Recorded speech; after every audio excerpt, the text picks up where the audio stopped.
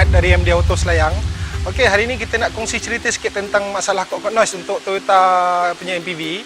Okey, jadi dekat Jepun masalah ni memang tak timbul pun sebab diorang pakai kereta yang baru untuk tempoh 3 hingga 5 tahun.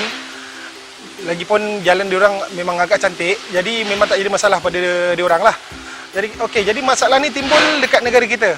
Kenapa? Sebab bila kereta ni masuk, walaupun diisytiharkan sebagai recall unit, dia tetap kereta yang bagi kita second hand lah.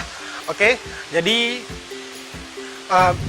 kenapa jadi yang dia jadi terlalu kerap sangat isu untuk cockpit noise ni sebab jalan raya kita berlubang, lepas tu banyak bonggol.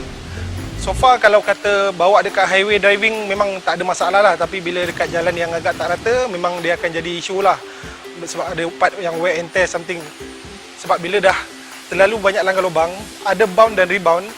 Okey, jadi EPS system ni dia ada gear, jadi gear dia akan cepat wear and tear lah. Okey, salah satu solution selepas kita buat part replacement ataupun kita repair part tersebut, salah satu cara untuk kurangkan isu ni, bawa slow dekat jalan yang berlubang, lepas tu bawa slow juga dekat bonggol. Kalau boleh elakkan laju daripada kawasan-kawasan tersebut lah untuk protect supaya part ni boleh tahan lebih lama lah.